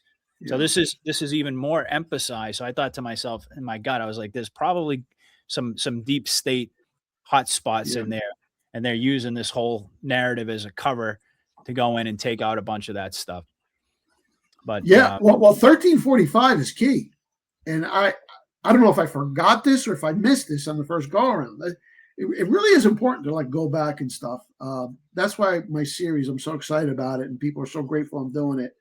Yeah, it's awesome because I'm not missing any of the key points in that, or very few. Yeah. But look at 1345; it links it to the Uranium One deal, which is Hillary's fingerprints all over it. Yeah. So now black site? What's going on at the black site? Which post was that? There's another. That's the same post, I think. A black site to do what? About securing a black site to build a rogue nuke, to detonate and blame on whoever to get World War III start. That's your sum of all fears scenario. That's right. That was part of their plan to kick off World War III, was this whole Uranium One thing. And you know that one way or another, this is gonna come out. I mean, Uranium One is mentioned so many times. Oh in the drops. So you know, and again, it's got Hillary's fingerprints all over it. These are the big fish. So you know it's going to come out one way or another. It's just a question of how they're going to maneuver. Yes, numerous mentions of Uranium One. But as far as I know, this is the only one linking it to Iran. There might be some other ones. So now I don't know. That's really adds to the intrigue as to what's going to come out of this thing. Yep. Well, it raises some questions. Maybe some of all fears comes out of Iran. Where did all that uranium go? Yeah. Black site. Yep. That's what I mean. All right. Excellent. Okay. I think that was our last one. Alrighty. So fantastic. Well, I think we covered our bases very well there. That was great. So let's pause here as we do every week. And I'm going to pull up Mike's website and just have him talk for a couple of minutes about how you can support what he does. Just a reminder, Mike does this. He's been doing this now for 14 years, and he's been awake for over 30 years, and this is his full-time endeavor. As I say every week, it's incumbent upon all of us to support his efforts. So, Mike, with that, I'm just going to pass it over to you. I'll pull up your Amazon page, your Rumble, and you can just kind of talk us through how folks can support what you do. Okay, well, that's realnewsinhistory.com. And there it is. I've got three basic elements to what I do now. This is the website, very easy to navigate, and a ton of free material there. And then I've got my books. That's Mike King University. You can get all of the books, 35 books for just $29, and PDF version. That's the most economical. Okay, and we're going to cover a lot of history, like the history that I'm going to cover in my next piece. It covers everything, last 250 years. It's everything that Q is fighting against, but you're going to get the whole history of it delivered in a clear, concise, easy to understand, and exciting and entertaining manner. So you really need to get this package here. And, we got Andrew Jackson's birthday coming up. I think it's next Sunday. And every year I do an Andrew Jackson 1 week special. So here's the deal. If for just $20, you go to my donation page. If you donate a minimum of $20, I'm going to give you all 35 of those PDF books, plus 6 months of the Anti-New York Times to your inbox. Awesome. Okay, so that's all you have to do is you go to the donate page and do a minimum $20 donation, and that's a great deal because you're also going to get the Anti-New York Times. So excellent. Yeah. And then I've also got the Rumble page, and right now I've completed up to number 3,000 of the Q posts, 1 through 3,000. I don't go through every single one. That'd be impossible. So much of it is redundant. Some of it's not quite as important. Some of it we still haven't deciphered yet, frankly. Yeah. But that's the you can link right through my playlist there. And I've completed 15 episodes. I do like 200 to 250 posts, just the essentials. They range in 50 minutes to an hour. But it's really, you're going to get a lot out of this because, I've been following this thing assiduously since 2017, right? And yet now that I go back, seeing stuff that I didn't understand back then that I understand now, stuff that I forgot about, I didn't fully appreciate, I'm putting it all in here. So I don't care how well you know Q. Believe me, you're going to get a ton out of this. And it's also great for, people that you're trying to convince that this is real, that this is Trump. By the way, Trump made a post on True Social today, which kind of alleviates all doubt that there is a plan. But anyway, bookmark my Rumble channel. Make sure you follow me on Rumble as well. And I've also got another series where I go through the whole history of the Cabal, 250 years. That's 38 episodes. I really think if you enjoy my discussions here, you'll absolutely love my Rumble presentation. So you got the Rumble, you got my book deals. I also have an Amazon page if you want physical copies of the books. Most of them are available at my Amazon page. There you go. You can link to all this stuff from my site, but my Amazon page is Mike S. King. I got a whole book on the war against Russia, the war against Putin, Crash Course, WO. The next piece I'm going to talk about, Robert Taft, he's in my book, Dig 'em Up, 40 people who died mysteriously of poison. Andrew Jackson. I mean, it's totally comprehensive. You're going to get such a solid education out of this that was denied to you through your schooling days. And this is essential stuff that you need to have. But this is the physical books in question. Again, if you want the whole PDF package plus 6 months Anti-New York Times, I'm going to let you have it for $20 for the next 7 days for Andrew Jackson's birthday. Right on. So that's it in a nutshell. Love it. Love it. And I do believe that you're talking about the Kim Clement post, right? Yeah. Yeah. So I actually haven't had a chance to watch this yet, but this is what Mike's talking about. Well, I'll tell you, I got some time. We don't need to feel rushed. You might want to play this. It is mind blowing just to set the stage a little bit. I mean, if people want to believe he was a prophet of God, or maybe he was like hooked up with the white hats, whatever. He had amazing knowledge. He basically said what we're seeing today was going to happen. These clips are from 27. There's a whole lot more too, but this is Trump posting this. Listen, listen to this. This that shall take place shall be the most unusual thing. A transfiguration, a going into the marketplace, if you wish, into the news media, where Time magazine will have no choice but to say what I want them to say. Newsweek, what I want to say. The View, what I want to say. Trump shall become a trumpet, says the Lord. Trump shall become a trumpet. I will raise up the Trump to become a trumpet, and Bill Gates to open up the gate of the financial realm for the church, says the Lord. And I will not forget 9/11. I will not forget what took place that day. And I will not forget the gatekeeper that watched over New York, who will once again stand and watch over this nation, says the Spirit of God. It shall come to pass that the man that I place in the highest office shall go in whispering my name. But God said when he enters into the office, he will be shouting out by the power of the Spirit, for I shall fill him with my Spirit when he goes into office, and there will be a praying man in the highest seat in your land. There will be a praying president, not a religious one, but I will fool the people, says the Lord. I will fool the people. Yes, I will. God says the one that is chosen shall go in, and they shall say he has hot blood. For the Spirit of God says, yes, he may have hot blood, but he will bring the walls of protection on this country in a greater way, and the economy of this country shall change rapidly, says the Lord of hosts. Listen to the word of the Lord.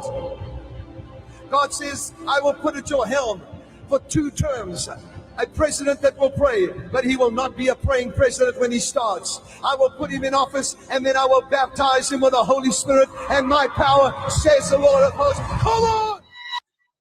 Wow. That is amazing. Yeah. Absolutely incredible. And Trump posted that. So, and that's what's happening. The media is saying what needs to be said by Trump. That's right. He's using that. Yep. Even talked about The View, right? Which is the Q, Time Magazine. How did he know back in 2007, Mike? I don't know. And Bill Gates' money, that's Executive Order 13818. Amazing. Yeah. Absolutely amazing. All right. Well, that was fantastic. I'm glad we watched that because I actually hadn't seen it. You had mentioned it to me before we started today, but wow, incredible. All right. So let's go ahead. 9/11. 9/11 was mentioned. Yeah. My goodness. We're living through it right now. Yeah. Okay. All right. So with that, let's go ahead and talk about Mr. Taft. And this was something that Mike mentioned, of course, big part of his book, the Dig 'em Up series that we did not too long ago. So now we're going to kind of take a closer look at this gentleman. So go ahead, Mike. Well, Robert Taft is the greatest president we never had. And I've written about him in my book, mainly I Don't Like Ike, on Eisenhower, which is a part of the PDF package. But he would have been considered an adversary of Eisenhower. Mr. Republican was his name. And this was at a time when the dominant faction of the Republican Party, or at least the 50-50, it was a 50-50 back then. But your right-wing conservative MAGA faction, he was the man. He was the leader of that party. Okay. All right. So let's go to the next post here. I'm going to explain why he's the greatest president we never had. It's a shame we didn't have him. It's a shame we didn't have a second term for his father. Because if the name rings a bell, he's the son of William Howard Taft, president from 1908 through 1912. And we've discussed William Howard Taft several times on this show. He was headed for an easy second term victory, but that would be very problematic for the cabal because this is the point in time when they had all their plans set for World War I, established the Federal Reserve, established the income tax. He was opposed to all of that. He was also opposed to abrogating an old treaty, a trade treaty that we had with Russia. Cabal was already waging war against Russia back then. They wanted to kind of take away those trade privileges. He was opposed to that. So he had to go. But there's no way they're going to unseat him. No pun intended. I mean, he's a big man there. You're not going to unseat him. But they went out and they recruited Teddy Roosevelt, the progressive, to run third party. And that had the effect of splitting the Republican vote. And Woodrow Wilson was elected president, and the rest is bad history. We got it all. He only had like 40%, right? 41% Woodrow Wilson. Yeah. Yeah. Republicans used to win all the national elections back then, and he was already an incumbent. But they sicked Teddy Roosevelt on him, and that was one of the most corrupt elections in American history, as well as one of the most history altering elections, the election in 1912. Because instead of going MAGA, we went the other way, a Fed, income tax. Eventually entered World War I, almost got into the League of Nations. And just a reminder, the incredible book that Mike did on that very subject about apologies to J.P. Morgan, definitely something I want to read as well, because that paints a really comprehensive picture of how that whole situation went down with the Fed. But it's that that's right. Morgan was a supporter of Taft. Yeah. So that's a good book to have, because, and out of ignorance, and I was guilty of this for 30-something years, I assumed that Morgan and Nelson Aldrich were part of that cabal. Right. Quite the contrary. It's the exact opposite. Yeah. And a lot of stuff went down in 1912. It was the year the Titanic sank. What an incredible year. There. Yep. So this is historic. Cheating him out of a second term changed the course of history. And this is his son, William Howard Taft, who goes into politics. So there he is as a young, very young man there. Yeah. So that's an important precedent to understand, because one of the key players who engineered essentially the overthrow of Taft was Bernard Baruch, who 40 years later was pulling Dwight D. Eisenhower. So he had a very long career in subversion, Bernard Baruch did. Yep. So this is very important historical context to understand. Okay. And there it is, the election riggers of 1912, Schiff, Baruch, and Warburg. These are the men who gave us the income tax, Federal Reserve, and Woodrow Wilson. And then on the bottom there, that's your three-way race. There was actually a fourth candidate, a socialist called Eugene Debs. But this is the lion's share of the vote was split amongst these three. Woodrow Wilson, Teddy Roosevelt, who was an ex-president, who had endorsed Taft in 1908 because he was under the impression Taft was going to continue in his progressive footsteps. But when that turned out not to be the case, he turned vindictive, and Baruch personally recruited him to run against Taft. So that's how Woodrow Wilson was elected. And Woodrow Wilson had already been Epstein. They had dirt on him regarding a woman. There's a whole story there I won't get into.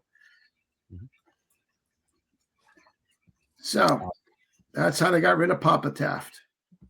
Okay. So his son goes into politics, becomes a congressman, then he's elected senator in 1938. And this is from the United States Senate.gov, just some bullet point review of his senatorial resume. Elected senator in 1938. He was strongly FDR, anti-FDR, anti-New Deal, and anti-war. Because FDR was built banging the war drums, and clearly to those people paying attention, that is, beginning the process of moving us into a Second World War, he was against it, dead set against it. So-called isolationist, right? Yep. Well, Roosevelt is elected. 1940, that was a big election year. We're still not in the war. The war has started in Europe. This is the election year that FDR is saying, I'll say it again and again, your boys will not be going into foreign wars. Taft wants to run against him. He is derailed on the Republican side by a character named Wendell Willkie. Wasn't even a political office holder. He was just a New York attorney. All of a sudden got all this hype and managed to cheat him out of the nomination. Taft. Interesting. And he basically ran a straw man campaign so that FDR could get elected for a third time. In the Senate, he rose to prominence. He had the big name. He's the son of Robert Taft. A lot of people were still butthurt about how the conservative wing got screwed in 1912. So he was the leader of, I guess, what you would call the MAGA Republicans of his day. But he also worked very well with the Dixie Democrats, who were different than most of the Northern Democrats. These guys were very, anti-communist, anti-big government, all right, conservative leaning. So it was a very good coalition. They worked well together with some of these right-wing Republicans. He held that coalition together. So he's a very influential, powerful man now in the Senate. He is the Senate. And then when Truman becomes president, he thwarted much of Truman's domestic socialistic agenda.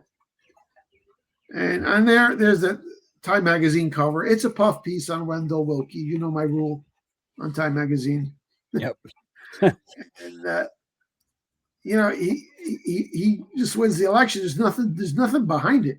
And there's like a lot of statements from Republicans of the day saying, who is this guy? Why is he being forced upon us? There's nothing behind him but the Northeastern newspapers, right? But that was the intention, to block Taft. And then he just basically ran a fake campaign, straw man. So FDR could definitely cruise to his third term and take us to World War II. And after that election, FDR gives him a job in his administration. Isn't that interesting? And then he goes on to write a book years later, One World. Well, interesting title, huh? Yeah, convenient. Mm. So that was the first time that they screwed Taft. I mean, I don't know if he would have beaten FDR anyway, because they were building FDR up to be a godlike character, but he certainly would have had a better chance than this guy. Yeah. Oh, yeah.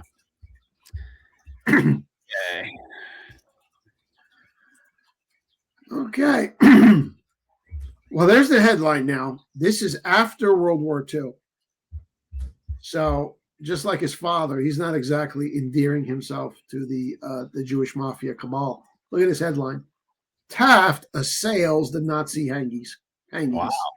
Calls it an outrage of justice. He's talking about Nuremberg, where they took much of the German military leadership, whatever was left of its political leadership. And isn't that something? You got Stalin's boys, FDR's boys, and Churchill's boys casting judgment. Yeah, right. And handing out executions. I think 10 men were lynched, and then Goering somehow managed to get poisoned in his cell, and he killed himself. But like, this is at a time where, I mean, this is like 48 or 49. So it's still very fresh after the war. To take a position like this is very bold. Yeah, it's an outrage of justice to kill these men. What was his reasoning behind that? I mean, I know what the real reasoning is, but I'm just curious. What did he say to substantiate that? Was he well, obviously he's not going to say this was in that climate. This is that's why I'm curious. No. He said these are just political military leaders, and you're just killing them because you want this is a victor's vengeance. Oh, okay. Gotcha. All right. I was just curious. So that was the position he took. And it's interesting. There's a freshman senator who was about to become senator during this time period, writes a book called Profiles in Courage. I don't know if you ever heard of it. Oh, sure. John F. Kennedy. Okay. Yeah. Oh, yeah. And the profile is he's picking out these individuals who made a good example of like having really good public courage. He's got a chapter in there. This is JFK on Taft. Wow. And the profile was his courageous stand on Nuremberg. Wow. Okay. Because everybody's like, yeah, kill him, hang him. And he's saying this is an outrage of justice. So this is a man of principle. Okay. He's not looking where the winds are blowing. That's very interesting considering what Kennedy later said about Hitler himself. Well, that's right. I mean, JFK was also of this vein. And, he was a Democrat. JFK admired Taft very much so, who was a right-wing Republican. And JFK also admired Joe McCarthy. Yeah. Okay. He had a good relationship with Nixon, Barry Goldwater. Okay. So he was, they might have some differences maybe in like economic policy, some ideological stuff economically, but they were definitely anti-New World Order, anti-cabal patriots, even though they're on different parties.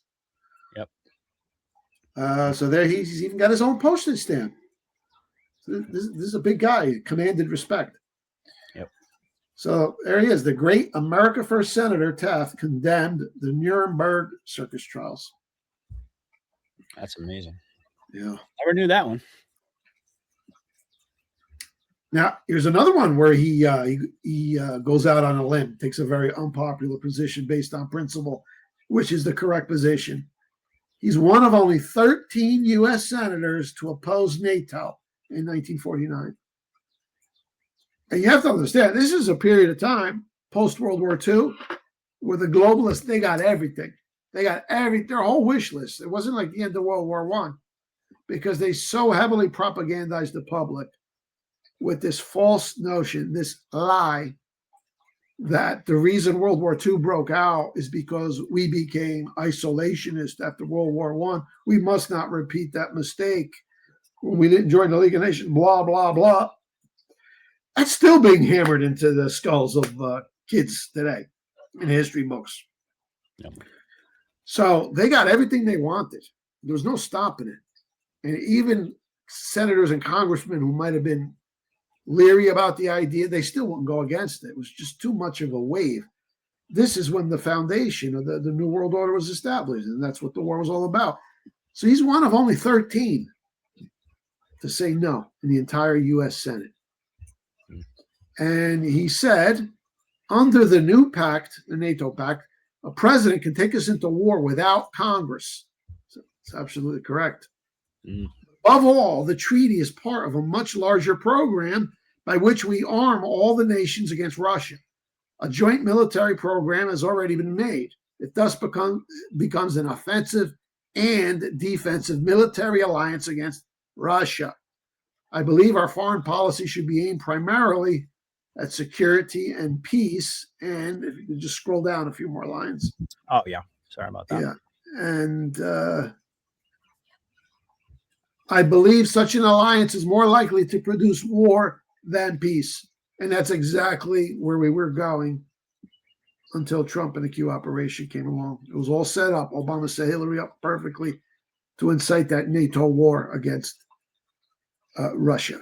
Wow. That's not what happened now because NATO's out of business. Yeah. He absolutely nailed it. And exactly the parts that you put in red there, taking us to war without Congress, encircling Russia, the great game, and ultimately perpetual warfare, which is basically what we've had. Yeah. He totally nailed it. Yeah, and again, you see the connection to the modern day Trump. This was one of Trump's major objectives, was killing NATO. And NATO has been killed. You know, you still might get you might see this movie. Oh, Article 5. I mean, NATO, EU, UN. It's all gone. We can call it Cueto. Cueto. There you go. Yeah.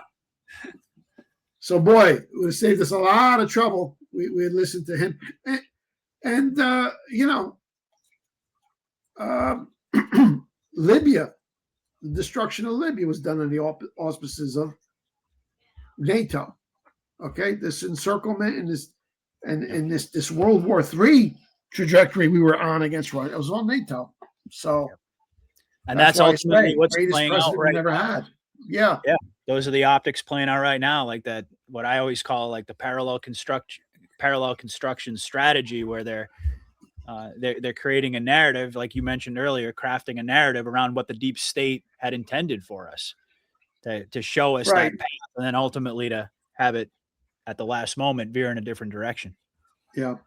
But that's and you recall that Q post where Q asks the question, he just leaves it dangling. I guess he leaves it up to us to do our own research. It said what families were behind World War I and II, and what was it for? Mm-hmm. Well, there's your answer. Yep.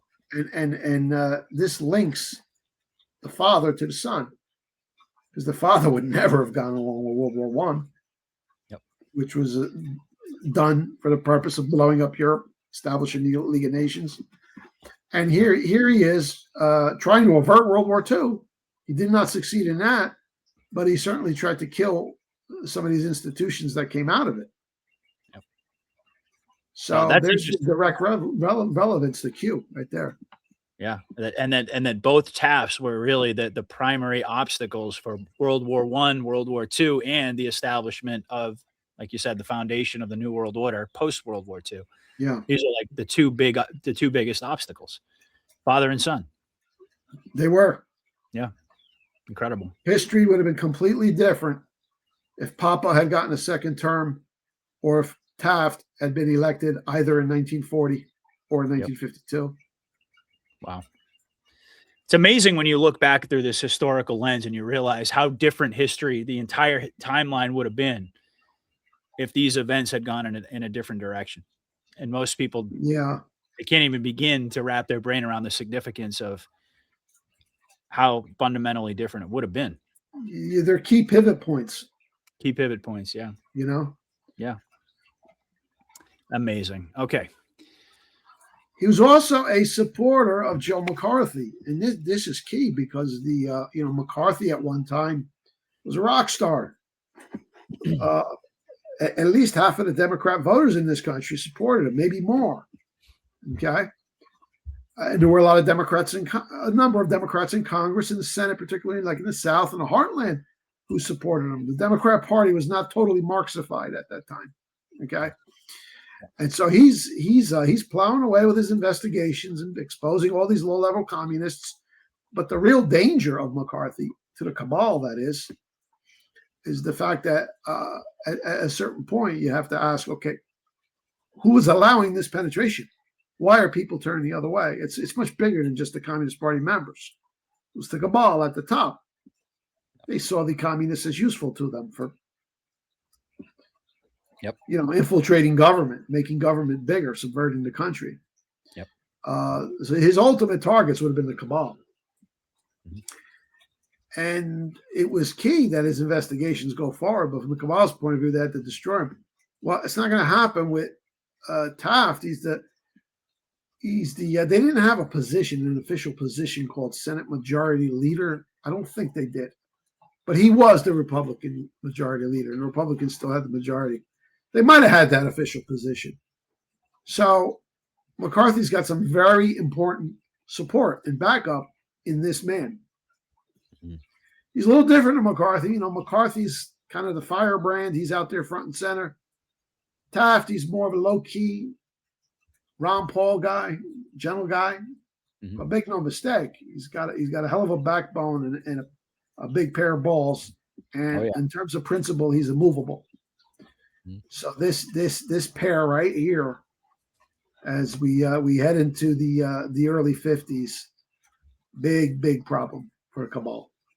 Yep. And I have a book on Joe McCarthy as well, St. Joseph of Wisconsin. Please, everybody, get my PDF package for just $20, or you can get them as physical format. But this is mind-blowing essential history. Total steal, amazing deal, and.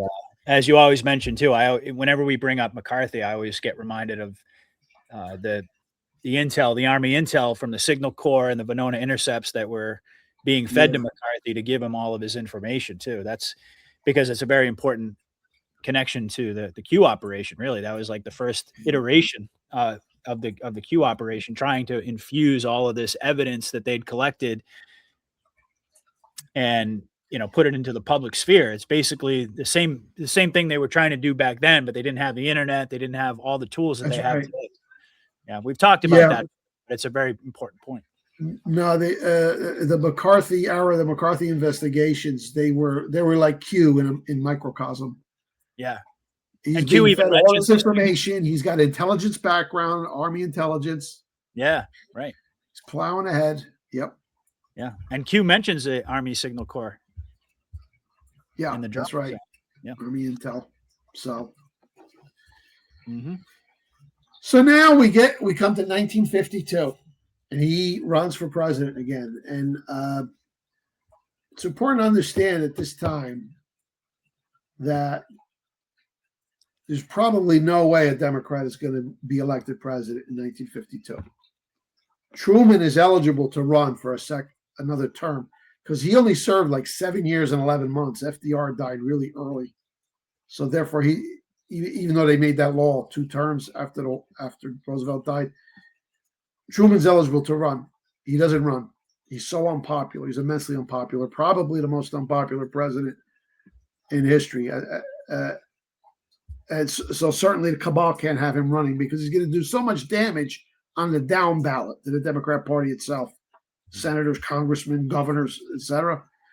So he decides he's not going to run. The reason he's so unpopular, there's a number of reasons. Mainly the Korean War. People are scratching their heads like, what the frick? We just fought World War II, and now we're back at another war, another draft. Are you kidding me? It was an immensely unpopular war. Then there was the communist penetration that McCarthy was exposing. China had fallen to our ally Chiang Kai-shek had fallen, been overthrown by the communists, Mao Zedong, in 1949. And the Soviets blow up their own nuclear bomb and atom bomb. It turns out they had been stealing secrets from Los Alamos. The Rosenbergs were executed. So it's just bad, and it's been 20 years of a Democrat president, so it's got to be a Republican year for sure. Mm-hmm. And the presumed candidate is Mr. Republican himself, Robert Taft. That's what everybody was expecting. And back then, I think there were some primaries, but it was mainly decided at the convention who the nominee would be. Okay. And going into the convention, it's expected to be Taft, but the globalists went out and recruited the war hero, Dwight D. Eisenhower, and they put him forth at the 1952 convention. And the propaganda campaign, which was led by the left-wing media, was Taft can't win. You see that, Mr. Taft can't win? That's the New York Times editorial.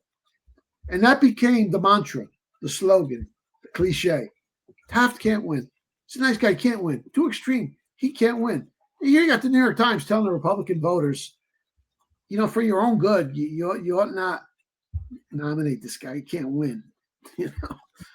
So it was a filthy slander. There's no reason he couldn't win. But they just because he said they can't win, it got to a point where his men, his inner circle, were compelled to address this. This is another New York headline, Times headline below. See that? Taft men assail the idea that he can't win. Well, that's not good. If you got to go around saying, "Oh no, I can win," it's already a negative sting to it. But it was a propaganda barrage.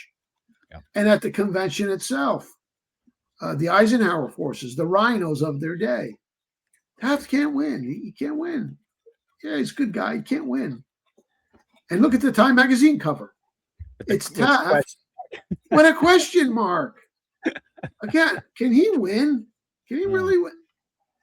And it really had an effect on the Republicans at the convention. Because, you know, you got your rhinos, you got your America Firsters, but then you got your wishy-washies in the middle who are worried, yeah, but he might not win. We should go with the war hero Eisenhower. And then there was all of these dirty backroom deals were done. I mean, I get into it more in depth, and I don't like Ike. Long story short, they cheated. They screwed him out of the nomination big time in 1952, just like they'd done to his father exactly 40 years earlier. And we got Eisenhower instead of Taft, who the New York Times endorsed against the Democrat. That tells you all you need to know. That's all you need to know. They endorsed him twice, then they endorsed him in 56 again, as did the Washington Post. Mm-hmm. Amazing. And shortly after losing the nomination, Taft writes, first, it was he's explaining how he lost. It was the power of the New York financial interests. Cabal. Yep. And a large number of businessmen subject to that New York influence who selected General Eisenhower as their candidate at least 1 year ago. He's talking about Bernard Baruch and friends. Secondly, 4/5 of the influential newspapers in the country were opposed to me continuously, and many turned themselves into propaganda sheets for my opponent. So it was the big financial interests in New York and the fake news. He's telling you right there. That's how he got screwed. Just that like works. this. Yep. And this is the same complex that was working against Trump that thankfully has finally been destroyed. Yep. And here's a quote I have. I think this is from my I Don't Like Ike book. This is Mick George Bundy of the Council on Foreign Relations. Big foreign policy muckety-muck back in the day. And he's contemplating this remarkable result. The result being 1952 ended up being Eisenhower versus Adlai Stevenson, who was also of the Council on Foreign Relations. So contemplating this remarkable result, many were tempted to thank their lucky stars, but it was not at all luck. These two nominations, Eisenhower and Stevenson, were not at all accidental. The fundamental meaning of the Eisenhower candidacy can best be understood by considering the nature of the forces he was drafted to stop. For fundamentally, he was the Taft candidate. So there you have it. Both men in agreement. One from the right, one from the left. It's amazing how they brag about it. They just openly tell you the truth about what they did. Yeah, amongst themselves, they'll do that when they write in their own elite journals and stuff like that. Yeah, he's telling you right there. We drafted Eisenhower to stop Taft. To stop him and to basically stop a Republican revival. Yeah. Yeah. All right. Let's go to the next one. We have a couple more. Now, he's cheated out of the nomination, but he doesn't endorse Eisenhower right away. Okay? He remains an obstacle to President Eisenhower. They had a meeting prior to the general election, and they made a deal. The deal was Taft essentially is his veto pen. Like anything's they've got to collaborate. So he's got that influence in the Senate. He's got the Republican MAGA bloc.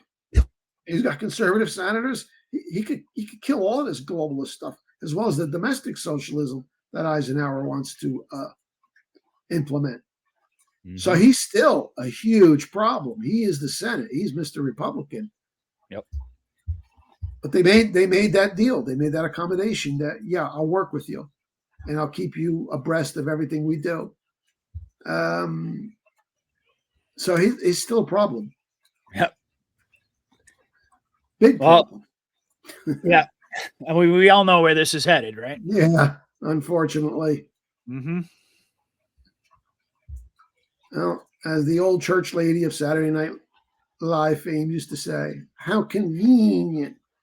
There it is. Eisenhower is only president. It's like second month in the White House.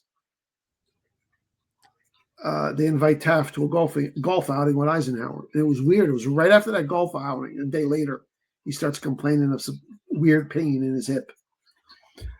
He's dead within a few months. This is 1953. There it is. Senator Taft is dead at 63. Eisenhower leads the tributes. This is the same Eisenhower who killed Patton, by the way, or he's part of that gang. This is key here, the third line of that headline. Republican unity shaken. And that's indeed it was, because now the Rhino faction, forget about ever getting a hold of them, or the wishy-washy faction, they belong to Eisenhower now. Who's going to replace a man of his stature? And what about the Southern Democrats, conservatives? Who's going to work with them? The whole coalition fell apart because a man of such stature is gone, and he's replaced by a California senator named Bill Nolan.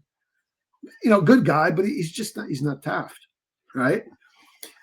This was an enormous loss for MAGA country. And it was so convenient for the globalists because they had a very ambitious agenda. And I talk about it in my book. I Don't Like Ike.